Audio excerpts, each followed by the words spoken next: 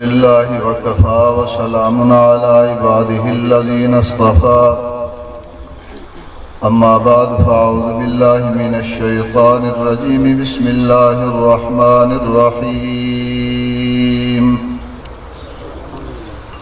قل إن كنتم تحبون الله فاتبعوني يحببكم الله صدق الله العظيم وبلغنا رسوله النبي الكريم اللهم صل على سيدنا محمد وعلى آل سيدنا محمد وبارك وسلم اللهم صل على سيدنا محمد وعلى آل سيدنا محمد وبارك وسلم اللهم صل على سيدنا محمد وعلى آل سيدنا محمد أفضل صلواتك بعدد معلوماتك وبارك وسلم عليه۔ اللہ تبارک و تعالیٰ نے قرآن کریم کی ایک آیت میں جو میں نے آپ لوگوں کے سامنے تلاوت کیا ہے قصہ، اللہ ارشاد فرماتے ہیں کہ حضور پاک صلی اللہ علیہ وسلم آپ فرما دیجئے کہ ان کنتم تحبون اللہ، اے لوگوں اگر آپ اللہ سے محبت کرنا چاہتے ہو فاتبعونی تو پھر میری اتباع کرو، یحببکم اللہ، اللہ تعالیٰ آپ سے محبت کرے گا۔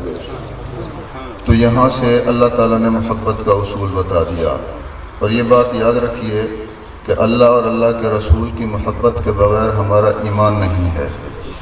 جب اللہ کی محبت اور اللہ کے محبوب کی محبت ہوگی تو ہمارا ایمان ہوگا۔ ایک حدیث پاک میں آتا ہے کہ ایک صحابی حضور پاک صلی اللہ علیہ وسلم کی خدمت میں حاضر ہوئے، کہنے لگے متی الساعہ یا رسول اللہ کے پیارے قیامت کب آئے گی؟ تو آپ صلی اللہ علیہ وسلم نے ارشاد فرمایا، مفہوم روایت ہے کہ آپ نے فرمایا کہ اے صحابی مجھے یہ بتاؤ کہ آپ جو قیامت کے متعلق مجھ سے سوال کرتے ہو آپ نے قیامت کی تیاری کیا کی ہے؟ تو آپ صلی اللہ علیہ وسلم نے جب یہ سوال کیا تو صحابی آگے عرض کرنے لگے کہ اللہ کے پیارے قیامت کی اور تو تیاری کچھ نہیں ہے، صرف اتنا بتا سکتا ہوں کہ مجھے آپ سے شدید محبت ہے۔ تو آپ صلی اللہ علیہ وسلم نے ارشاد فرمایا تو پھر میرے صحابی آپ خوش ہو جاؤ، جس کو میرے ساتھ محبت ہے وہ جنت میں میرے ساتھ ہوگا۔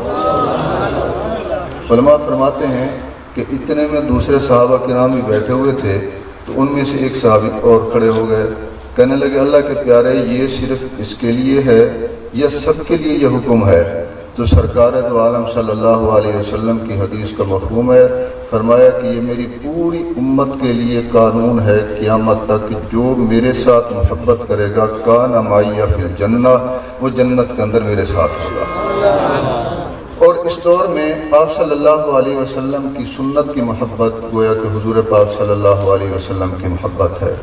جتنا آپ کی سنت کی محبت ہمارے دل میں ہوگی اتنا حضور پاک صلی اللہ علیہ وسلم کی محبت ہے، تو اس کے ساتھ ہم جنت میں جائیں گے۔ تو اللہ تعالیٰ کا قانون دیکھیے، اللہ فرماتے ہیں قل ان کنتم تحبون اللہ، آپ کہہ دیجئے کہ اگر آپ اللہ کی محبت میں سچے ہو، اگر آپ اللہ کے ساتھ محبت کرنا چاہتے ہو تو فاتبعونی، پھر حضور فرماتے ہیں کہ اللہ نے کہا آپ میری اتباع کرو، یحببکم اللہ، اللہ آپ کے ساتھ محبت کرے گا۔ اب ایک سوال پیدا ہوتا ہے کہ ہونا تو یوں چاہیے تھا، علماء بیٹھے ہوئے ہیں، ہونا تو یوں چاہیے تھا کہ قل ان کنتم تحبون اللہ، اگر آپ اللہ سے محبت کرنا چاہتے ہو تو حضور فرماتے ہیں تو فرمایا کہ اگر آپ اللہ سے محبت کرنا چاہتے ہو تو میرے محبوب حضور پاک صلی اللہ علیہ وسلم کی اطاعت کرو، تو پھر آپ محبت میں سچے ہوں گے۔ ہونا تو یوں چاہیے تھا، پھر آپ محبت میں سچے ہوں گے، آپ کی محبت قبول ہوگی۔ لیکن اللہ کیا فرماتے ہیں کہ پھر میں اللہ آپ سے محبت کروں گا۔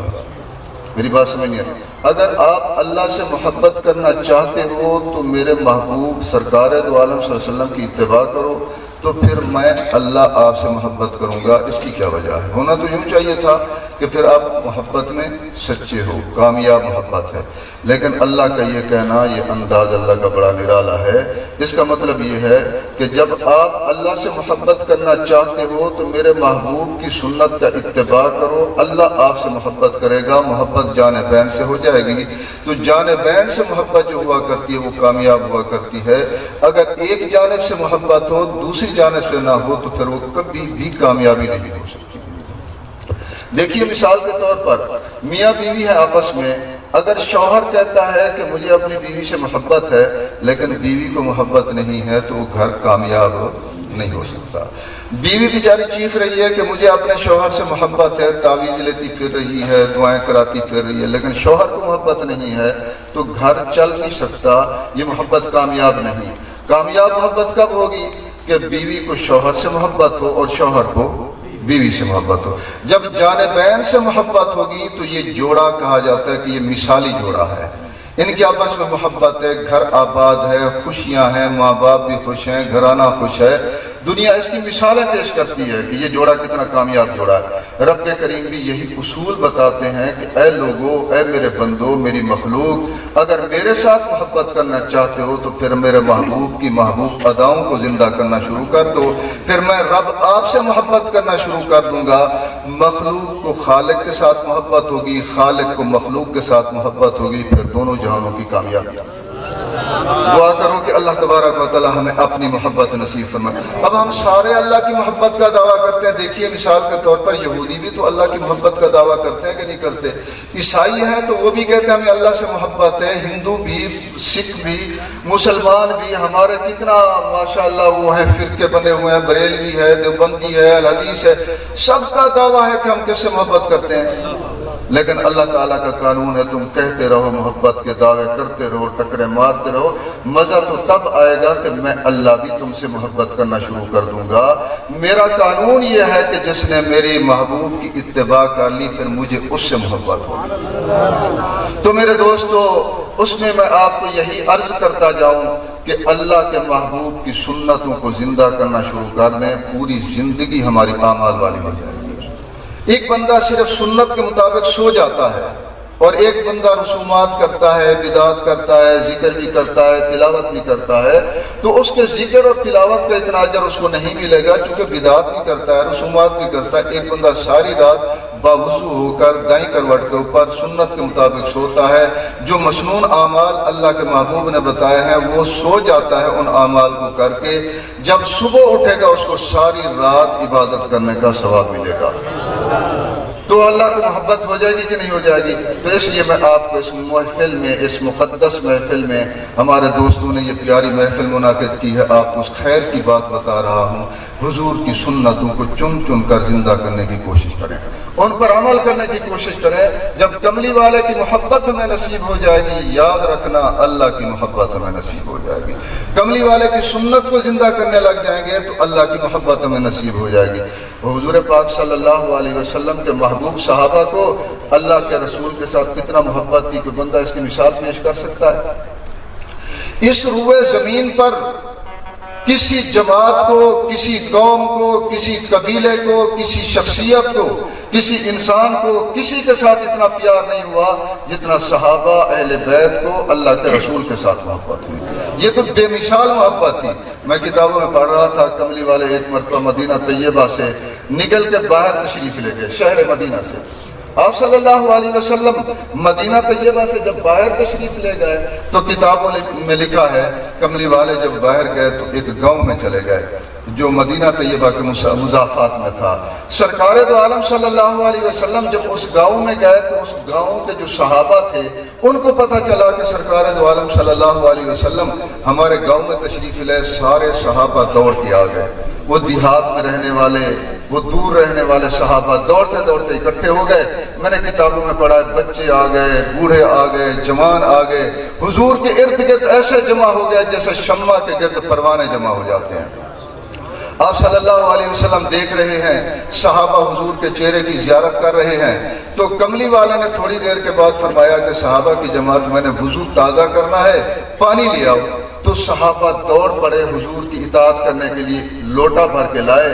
تو میں نے کتابوں میں پڑھا ہے آپ صلی اللہ علیہ وسلم کو جب وضو کرانے لگے تو جو صحابی پانی ڈال رہا تھا وہ تو پانی ڈال رہا تھا، باقی سارے صحابہ نے حضور پاک صلی اللہ علیہ وسلم کے چہرے کی زیارت کرنا شروع کر دی، اور آپ صلی اللہ علیہ وسلم نے جب ہاتھ دھوئے تو صحابہ نے آگے ہتھیلیاں کر لی۔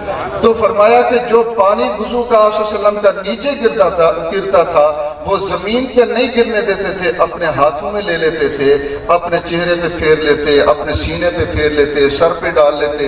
دوسرے جو دور صحابہ تھے وہ ان سے ذرا تھوڑا سا آگے آ کر کے ان کے ہاتھوں پہ اپنے ہاتھ لگاتے تھے، وہ تری لے کر کے اپنے چہرے پہ لگا لیتے، اپنے معصوم بچوں کے چہرے پہ لگا لیتے۔ اتنا محبت کا اظہار کیا۔ کملی والے نے پورا مکمل وضو کر لیا، پاؤں دھو لیے، اور ایک قطرہ پانی کا صحابہ نے زمین پر نہ گرنے دیا، ہاتھوں میں لے لیا اور چہرے پر منہ پر ملنا شروع کر دیا۔ آپ صلی اللہ علیہ وسلم نے جس وقت وضو کو مکمل کیا، سرکار دو عالم صلی اللہ علیہ وسلم نے نگاہ نبوت اٹھا کے صحابہ کے چہرے پہ ڈالی، اور آپ خاموشی سے صحابہ کرام کو دیکھتے رہے۔ صحابہ شرمیلی نگاہیں کر کے نیچے اپنی نگاہوں کو جھکا لیا۔ صحابہ بھی آپ صلی اللہ علیہ وسلم کے سامنے کھڑے ہیں، آپ کی نگاہیں صحابہ کے چہرے پہ رہیں۔ تھوڑی دیر کے بعد سرکار دو عالم صلی اللہ علیہ وسلم نے ایک سوال کیا، کہا کہ میرے صحابہ مجھے ایک بات بتاؤ۔ صحابہ نے کہا یا رسول اللہ آپ فرمائیں، کیا بتائیں؟ کہا مجھے یہ بتاؤ آپ نے ایسا کیوں کیا کہ میرا پانی کا وضو نیچے نہیں گرنے دیا، اپنے چہرے پہ پھیر لیا، سینے پہ مل لیا، اور بچوں کے چہروں پہ پھیر لیا، آپ نے ایسا کیوں کیا؟ تو آگے صحابہ کہتے ہیں اللہ کے پیارے، ہمیں آپ سے پیار جو ہے، ہمیں آپ سے محبت شدید ہے۔ تو کملی والے فرماتے اچھا میرے صحابہ آپ کو میرے ساتھ اتنا پیار ہے؟ صحابہ کہتے ہیں کملی والے یہ تو کچھ بھی نہیں، آپ اپنے تھوک تو پھینک کر کے دیکھیں، ہم اس کو بھی اپنے ہاتھوں میں اٹھا لیں گے، اس کو بھی چہرے پر پھینک۔ اور ایسا ثابت بھی ہے، حضور پاک صلی اللہ علیہ وسلم تھوک پھینکتے تھے تو صحابہ کرام اٹھا کے اپنے چہرے پہ لگا لیتے، اتنا بے مثال محبت۔ اب سرکار دو عالم صلی اللہ علیہ وسلم فرماتے ہیں اچھا میرے صحابہ اگر آپ کو میرے ساتھ اتنا پیار ہے تو میں محمد صلی اللہ علیہ وسلم آپ کا نبی آپ کو نصیحت کرتا ہوں۔ پھر میں جانے لگا مدینہ طیبہ اپنے شہر میں، میری نصیحت پر عمل کرنا، اگر عمل کرو گے تو سیدھے جنت میں میرے ساتھ آ جاؤ گے۔ صحابہ کہتے ہیں اللہ کے پیارے بتا دیجئے وہ کیا نصیحت ہے؟ تو میرے پیاروں میں بھی وہی 2-3 نصیحتیں وہ آپ کو کرتا ہوں، اس کے بعد اپنی بات کو ختم کرتا ہوں۔ تو حضور پاک صلی اللہ علیہ وسلم نے فرمایا میرے صحابہ میری ایک نصیحت تو یہ ہے کہ ہمیشہ سچ بولنا۔ کیا کرنا؟ پہلی نصیحت کیا ہے؟ ہمیشہ سچ بولنا۔ اب آپ صلی اللہ علیہ وسلم کے متعلق محدثین فرماتے ہیں، علماء فرماتے ہیں کہ حضور کے اقوال، حضور کی باتیں، حضور کی حدیثیں جوامع الکلم ہیں۔ جوامع الکلم کا مطلب یہ ہوتا ہے کہ کلام مختصر ہے اور اس کلام مختصر کے اندر سمندر ہے علوم کے۔ ایک مختصر جملہ سرکار دو عالم صلی اللہ علیہ وسلم بولتے ہیں، اس میں علوم کے سمندر ہیں۔ جیسے مثال کے طور پر کتابوں میں پڑھا ہوگا، علماء بیٹھے ہوئے ہیں، میں نے کتابوں میں پڑھا ہے کہ حجۃ الوداع کا خطبہ آپ صلی اللہ علیہ وسلم کا صرف 20 منٹ کا خطبہ ہے، اور بعض کتابوں میں لکھا 20 یا 22 منٹ کا خطبہ ہے۔ کون سا خطبہ؟ حجۃ الوداع کا خطبہ جو آپ صلی اللہ علیہ وسلم نے حج کے موقع پر دیا تھا، کتنا منٹ کا ہے؟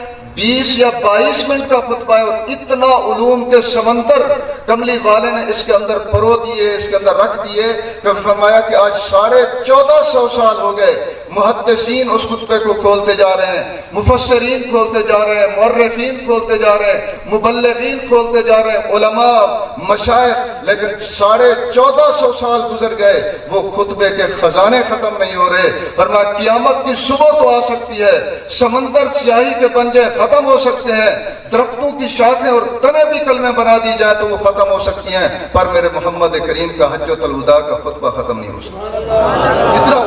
اتنا علوم کرو دیا حضور پاک صلی اللہ علیہ وسلم نے اس میں۔ تو سرکار دو عالم صلی اللہ علیہ وسلم کی حدیث جو ہوا کرتی ہے وہ کیا ہے؟ جوامع الکلم ہوا کرتی ہیں، ورنہ اس میں بہت ہی مفہوم ہوا کرتا ہے۔ کملی والے نے 3 نصیحتیں کی۔ ایک نصیحت کیا فرمائی؟ اے میرے صحابہ میرے ساتھ اتنا پیار ہے کہ میرے وضو کا پانی کا قطرہ بھی زمین پہ نہیں گرنے دیتے، پھر میں بھی اپنے پیار کا اظہار کرتا ہوں۔ میری بات کو یاد رکھنا اے میرے صحابہ، میری امت کو بتا دو، قیامت تک آنے والی امت کو کبھی جھوٹ نہ بولنا، ہمیشہ سچ بولنا، ہمیشہ سچ بولنا۔ اور دوسری نصیحت کیا ہے؟ فرمایا دوسری نصیحت میں یہ کرتا ہوں کبھی امانت میں خیانت نہ کرنا۔ کتنا نصیحتیں ہوگی؟ 2 نصیحتیں. اور تیسری نصیحت یہ ہے کہ اپنے پڑوسیوں کا خیال رکھنا، ان کے حقوق میں کبھی کوتاہی نہ کرنا، اپنے پڑوسیوں کے حق کا خیال رکھنا. اب یہ 3 نصیحتیں ہیں تو اٹھے مفسرین، اٹھے محدثین، انہوں نے حضور پاک صلی اللہ علیہ وسلم کی ان نصیحتوں کو کھولنا شروع کیا. میں نے کتابیں پڑھی اور آج انہوں نے ایسے کر دیے کہ علوم سے بھر دیے. سب سے پہلی نصیحت کو جب انہوں نے کھولنا شروع کیا تو وہ ارشاد فرماتے ہیں، کملی والے فرماتے ہیں کہ میرے صحابہ ہمیشہ سچ بولنا. کیا کرنا؟ ہمیشہ سچ بولنا، جھوٹ نہ بولنا. اس لیے کہ فرمایا کہ ہمارے ایمان کی بنیاد سچ ہے. ہمارے ایمان کی بنیاد کیا ہے؟ ایمان کی بنیاد صداقت پر، اسلام کی بنیاد صداقت پر، میرے دین کی بنیاد صداقت پر.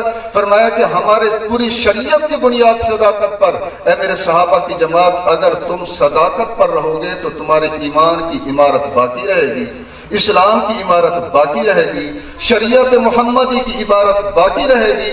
اگر آپ نے جھوٹ بولنا شروع کر دیا تو بنیادیں منہدم ہو جائیں گی.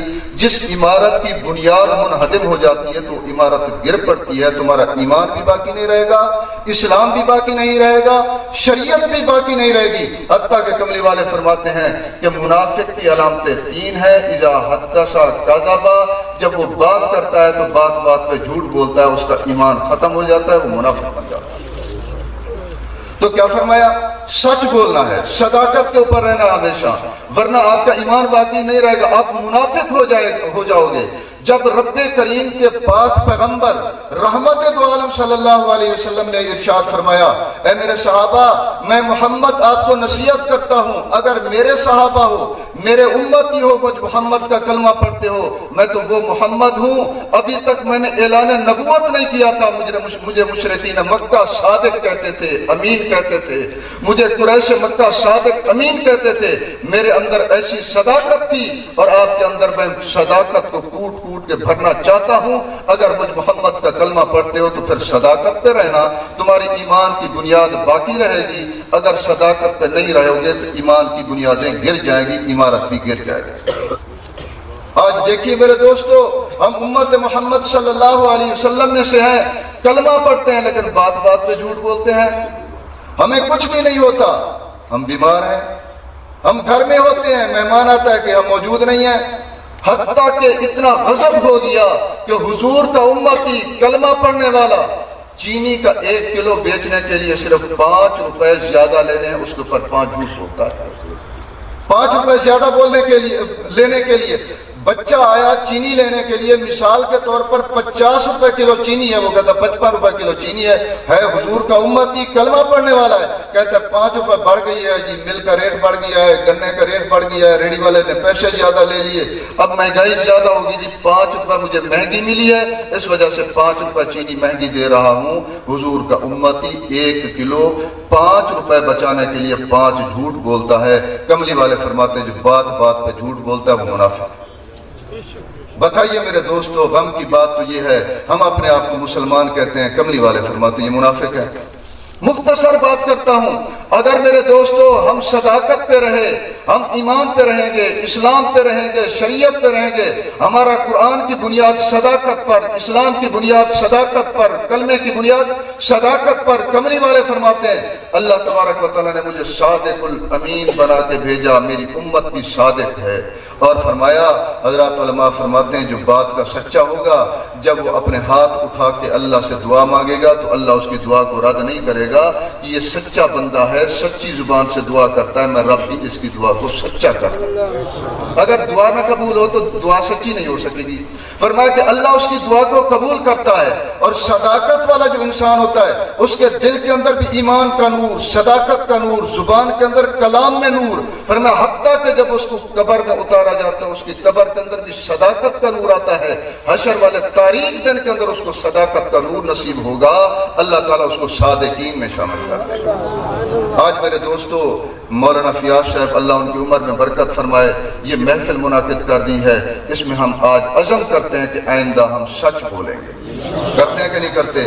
توبہ کرتے ہیں، کبھی جھوٹ نہیں بولیں گے، سچ بولیں گے۔ سچا جو مسلمان ہے وہ پکا مسلمان ہے، جو بات بات پہ جھوٹ بولتا ہے کملی والے فرماتے ہیں منافق ہے۔ رب کریم نے کہا میرے محمد اگر آپ ان کو منافق کہہ رہے ہو کہ واقعتاً وہ جو بات بات پہ جھوٹ بولتا ہے وہ منافق ہے، پھر میں رب آپ کو بتاتا ہوں ان المنافقین فی الدرک الاسفل من النار، میں رب بتاتا ہوں کہ جہنم کے 7 طبقے ہیں، ان 7 طبق میں سے جو منافق ہیں سب سے نچلے طبق میں جلیں گے۔ یہود بھی اوپر والے طبق میں، عیسائی بھی اوپر والے طبق میں، مشرکین بھی اوپر والے طبق میں، سارے کافر ہیں یا گناہگار ہیں اوپر والے طبقوں میں جلیں گے، منافق سب سے نچلے طبقے میں جلیں گے۔ دعا کرو اللہ تعالی ہمیں منافقت سے بچا لے، ہمیں صداقت والی زندگی نصیب فرما دے اور صادقین کے ساتھ مل کے رہنے کی توفیق نصیب فرما دے۔ آج توبہ کرتے ہیں کہ نہیں کرتے؟ 5 روپے کے پیچھے جھوٹ نہ بولیں۔ بکری بیچنی ہے جھوٹ بول لیتے ہیں، گائے بیچنی ہے جھوٹ بول لیتے ہیں، 1 میٹر کپڑے کا بیچنا ہے صرف 10 روپے زیادہ لینے ہیں 10 جھوٹ بول لیتے ہیں اس کے اوپر۔ کہاں ہم امت محمد صلی اللہ علیہ وسلم میں سے باقی رہے؟ کیا دین اسی کا نام ہے کہ صرف نمازیں پڑھ لی، ذکر کر لیا، تلاوت کر لیا، اسی چیز کا دین نام ہے؟ فرمایا نہیں، دین کی بنیاد صداقت کے اوپر ہے۔ دین کی بنیاد کس پر ہے؟ صداقت کے اوپر ہے۔ دوسری نصیحت یہ ہے میرے دوستو، فرمایا کہ میرا جو امتی ہوتا ہے وہ امانت دار ہوتا ہے۔ آپ ہمیشہ میرے صحابہ کی جماعت امانت کے اوپر رہنا، کبھی امانت میں خیانت نہ کرنا۔ دیکھیے میرے دوستو، صادق الامین ذات فرماتے ہیں کہ مجھے اعلان نبوت سے پہلے مشرکین مکہ جہاں صادق کہتے تھے وہاں امین بھی کہتے تھے، جہاں میں صادق تھا وہاں میں امین بھی تھا، اور فرمایا کہ یہ بھی منافقین کی علامت ہے جو امانت میں خیانت کرتے ہیں۔ اذا اؤتمن خانا، فرمایا کہ جب ان کے پاس امانت رکھی جاتی ہے وہ خیانت کرتے ہیں۔ حتیٰ کہ منافقین کا حال یہ ہوا کرتا ہے کہ فرمایا کہ امانت کو مال غنیمت سمجھ کے کھاتے ہیں۔ ایک زمانہ آئے گا، حضور فرماتے ایک زمانہ آئے گا لاکھوں کروڑوں کی تعداد، مفہوم روایت ہے، فرمایا کہ دنیا کلمہ پڑھنے والی ہوگی لیکن منہ سے زبان سے کلمہ پڑھیں گے، دل میں نہ صداقت ہوگی نہ امانت ہوگی، منافقین کی جماعت ہوگی۔ آج یہ حالت ہو چکی ہے کہ نہیں ہو چکی میرے دوستو؟ اس وجہ سے لمحہ فکریہ ہے۔ میں آپ کو فکر دلانا چاہتا ہوں، ہماری صداقت ختم ہو چکی، امانت ختم ہو چکی۔ ہمارے بدن کے جتنا اعضاء ہیں یہ ہمارے پاس امانت ہے۔ ہمارے پاس کیا ہے؟ امانت ہے۔ ہم اتنا خائن ہو چکے، اللہ کی دی ہوئی آنکھوں میں کتنا خیانت کرتے ہیں، زبان اللہ نے دی ہے کتنا خیانت کرتے ہیں، اللہ نے ہاتھ دیے ہیں کتنا خیانت کرتے ہیں، اللہ نے قدم دیے ہیں کتنا خیانت کرتے ہیں۔ جتنا بدن کے اعضاء ہیں ایک ایک عضو سے ہم خیانت کرتے ہیں۔ اللہ کی دی ہوئی اس امانت کو ہم اچھے طریقے سے امانت کے ساتھ اس کی حفاظت نہیں کر رہے۔ میرے دوستو فکر کریں، موت کے اعلان ہو رہے ہیں، کل قیامت کا دن آنے والا ہے، اللہ پوچھے گا بتا میرے بندے میں نے تجھے صحیح سلامت پیدا کیا تھا، تجھے اعضاء امانت کے طور پر دیے تھے، بتا کہاں کہاں ان کو استعمال کیا۔ اس کا جواب کیا سوچا؟ حضور پاک صلی اللہ علیہ وسلم نے اپنے صحابہ کا ایمان بنانے کے لیے ایک واقعہ سنایا۔ میں آپ کو واقعہ سناتا ہوں، بخاری شریف میں اس کو نقل کیا ہے، بلکہ بعض حضرات نے فرمایا ہے کہ بخاری شریف میں اس کو 7 مرتبہ نقل کیا گیا ہے، کہیں تعلیقاً، کہیں صراحتاً، کہیں مختصر طور پر، کہیں تفصیل کے طور پر 7 مرتبہ اس کو امام بخاری نے نقل کیا، جو کملی والے نے اپنے صحابہ کو بتایا اور فرمایا میری امت کو یہ واقعہ سناؤ کہ بنی اسرائیل والے کتنا امانت کے خیال کرتے تھے۔ میں تو پھر بھی رحمت دو عالم ہوں، صادق الامین نبی ہوں، تو ان کو چاہیے، میری امت کو چاہیے صداقت اور امانت کا خیال رکھیں۔ سرکار دو عالم صلی اللہ علیہ وسلم فرماتے ہیں بنی اسرائیل میں ایک آدمی تھا، اس کو قرضے کی ضرورت پڑ گئی۔ قرضے کی جب ضرورت پڑی اس نے لوگوں سے قرضہ مانگا، لوگوں نے اس کو قرضہ نہ دیا۔ اب وہ بچہ بیچارہ ضرورت مند تھا آدمی، تو اس نے لوگوں سے پوچھا مجھے قرضے کی ضرورت ہے، کوئی قرضہ دے سکتا ہے؟ کسی نے جب قرضہ نہ دیا تو ایک بندے نے بتایا کہ سمندر کے پار آپ چلے جاؤ، ایک بڑا نیک آدمی ہے، جب اللہ کا نام لیتے ہیں تو وہ ضرور قرضہ دے دیتا ہے۔ اس کو ضرورت تھی، یہ گیا کشتی پہ سوار ہوا، رحمت دو عالم صلی اللہ علیہ وسلم فرماتے ہیں سمندر سے پار چلا گیا۔ جب سمندر سے پار گیا تو لوگوں سے پوچھا میں نے ایک فلاں بندے سے ملنا ہے، لوگوں نے بتایا کہ اس کا گھر فلاں جگہ پر ہے۔ یہ وہاں پر پہنچ گیا اور جا کر اس کو کہتا اے بندے میں آپ سے قرضہ لینے کے لیے آیا ہوں۔ اس نے کہا قرضہ لینے کے لیے کہاں سے آئے؟ اس نے کہا سمندر کے اس کنارے سے آیا ہوں۔ اس نے آگے کہا کہ بھائی آپ سمندر کے اس کنارے سے آئے ہو، میرے پاس قرضہ لینے کے لیے آپ کو وہاں کسی نے نہیں دیا۔ اس نے کہا کوئی دیتا تو میں آپ کے پاس نہ آتا۔ آگے بندے نے کہا کہ اچھا میں قرضہ تو آپ کو دے دوں گا، لیکن مجھے یہ بتاؤ کوئی گواہ آپ کے پاس ہے کہ آپ مجھے قرضہ واپس کرو گے؟ آگے اس بندے نے کہا کہ میرا کوئی گواہ نہیں ہے، اس لیے کہ مجھے کوئی جاننے والا نہیں، میں آپ کو اتنا کہتا ہوں کہ میرا اللہ گواہ ہے۔ کون گواہ ہے؟ میرا اللہ گواہ ہے۔ یہ اتنا پیاری ذات ہے میرے دوستو، جب اللہ کا نام آ جاتا ہے وہ اس بندے کی آنکھوں سے آنسو آ جاتے ہیں۔ اس نے کہا کہ اے میرے پیارے دوست، آپ نے میرے محبوب کا نام لیا جس کے خزانے سے مجھے عطا ہوا ہے، اللہ نے مجھے غنی بنا دیا، اس کا نام تو نے لیا، اب میں آپ کو ضرور دوں گا، میں آپ سے گواہ نہیں طلب کرتا، بس نام میرے محبوب کا آ گیا۔ سرکار دو عالم صلی اللہ علیہ وسلم فرماتے ہیں میرے صحابہ کی جماعت وہ بندہ رو بھی رہا تھا، اللہ کی تعریفیں بھی کر رہا تھا۔ مفہوم روایت ہے، کملی والے فرماتے ہیں میرے صحابہ کی جماعت، میں محمد آپ کو بتاتا ہوں اگر کہیں میرے اللہ کا نام آ جائے، کوئی بندہ آپ سے سوال کر لے، کوئی بندہ آپ سے کسی چیز کا مطالبہ کر لے، اس کو کبھی انکار نہ کرنا، اس نام کا واسطہ اس کی لاج رکھنا، حتیٰ کہ تمہارا دشمن بھی اگر تمہارے پاس آ جائے، آ کے اللہ کے نام پر آپ سے معافی مانگے، میں محمد آپ کو نصیحت کرتا ہوں اس کو معاف کر دینا۔ اگر بیوی اللہ کا نام دے، شوہر اس کو معاف کر دے، اگر شوہر اللہ کا نام دے، بیوی اس کو معاف کر دے، اگر دوست اللہ کا نام دے، دوست اس کو معاف کر دے، اگر پڑوسی اللہ کے نام کا واسطہ دے، پڑوسی اس کو معاف کر دے، حتیٰ کہ دشمن بھی اگر آ جائے مجھ محمد کا کلمہ پڑھنے والا ہو۔ اے میرے صحابہ کی جماعت، میری امت کو بتا دو جب میرے اللہ کا نام آ جائے کبھی اس نام کو نہ ٹھکرانا، اس نام کی لاج رکھنا۔ اگر آپ معاف کر دو گے میں محمد بھی راضی ہوں گا، اللہ بھی راضی ہوگا۔ ترمذی شریف میں حدیث ہے، حضور فرماتے ہیں اگر کوئی بندہ آ جائے اور آپ سے آ کے معافی مانگے، چاہے وہ آپ کا کتنا بڑا دشمن بھی کیوں نہ ہو، اگر اس کو آپ معاف نہیں کرو گے، کل حشر کا دن ہوگا، اللہ عدالت کی کرسی پہ ہوں گے، سورج بالکل قریب ہوگا، دنیا پسینے سے شرابور ہوگی اور لوگ میری طرف بھاگ رہے ہوں گے، کملی والے کے ہاتھوں سے حوض کوثر کا پانی لے آئیں۔ جو کسی کو معاف نہیں کرے گا، میں محمد کہہ کے جا رہا ہوں میرے پاس حوض کوثر پہ نہ آنا، میں اس کو پانی نہیں پلاؤں گا۔ میرے دوستو یاد رکھیے، کوئی بھی آ کر آپ سے معافی مانگتا ہے اس کو معاف کر دو۔ حضور فرماتے ورنہ میرے پاس حوض کوثر پہ نہ آنا، میں اس کو پانی نہیں پلاؤں گا۔ سمجھیے میرے دوستو، کملی والے فرماتے ہیں کہ اس کو معاف کر دو۔ اب اس بندے نے کیا کہا؟ اس نے کہا اچھا تو نے میرے اللہ کا نام لے لیا، میں آپ سے گواہ نہیں مانگتا، اچھا ایسا کرو کہ آپ مجھے کچھ ضامن دے دو۔ آگے یہ بندہ کہتا ہے کہ بھائی دیکھو میرے پاس تو گواہ بھی کوئی نہیں اور میرے پاس ضامن بھی کوئی نہیں ہے۔ کہتا ہے میرا اللہ میرا ضامن ہے۔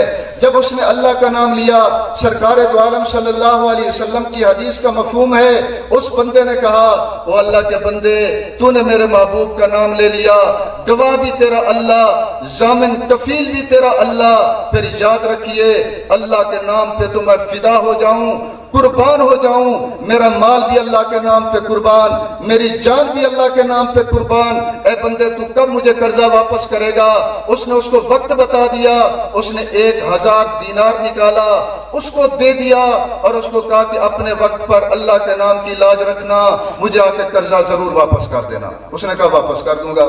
رحمت دو عالم صلی اللہ علیہ وسلم فرماتے ہیں اللہ کے امتحان بڑے نرالے ہوتے ہیں، اللہ تبارک و تعالیٰ کی آزمائش بڑی انوکھی ہوتی ہے۔